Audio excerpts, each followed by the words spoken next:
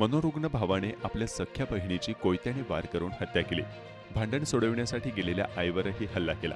नालासोपारा पूर्वेच्या टाकी रोड येथील सर्वोदय वसाहतीत मंगळवारी पहाटे ही घटना घडली। वसई विरार शहरातील एकाच आठवड्यातील ही चौथी हत्या आहे। टाकी रोड येथील सर्वोदय वसाहतीत साईधाम वेलफेअर चाळ आहे। या चाळीत सुप्रिया कानडे वय वर्ष 35 ही महिला राहते। तिची आई आणि भाऊ शेजारीच राहतात। महिलेचा पती गावी गेला होता। मंगळवारी पहाटे तिचा सख्खा भाऊ अजित मालुष्टे वय वर्ष 40 याच्यासोबत भांडण झाले। या भांडणात अजितने कोयत्याने तिच्यावर वार केला। तिच्या मानेवर आणि छातीवर कोयत्याने वार झाल्याने ती गंभीर जखमी झाली। भांडण सोडवण्यासाठी तिची आई मध्ये पडली तेव्हा अजितने तिच्यावरही वार केले। ती गंभीर जखमी झाली।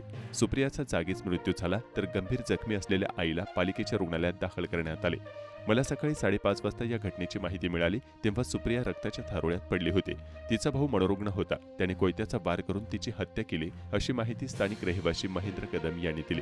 तुळींज पोलिसांनी आरोपी भावाला अटक केली आहे। कृष्ण कदम, मी भारतीय जनता पार्टीचा जिल्हा सरचिटणीस आहे। माझ्या घरी सकाळी साईधाम सोसायटीचे काही लोक आले होते की आमच्या बिल्डिंगमध्ये भांडण झालं आहे, म्हणून मी सकाळी 5:30 वाजता त्यांच्या बिल्डिंगमध्ये गेलो होतो।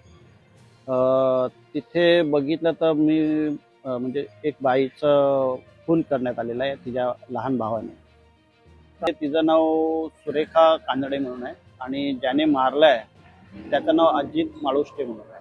जो अजित नावाचा व्यक्ती जो आहे तो मनोरुग्ण आहे, थोडा वेडसळ आहे आणि त्याचे औषध वगैरे चालू होते। त्याने 15 दिवसापासून काहीतरी औषध वगैरे काय घेतले नाही, त्याच्या डोक्यावर परिणाम होता।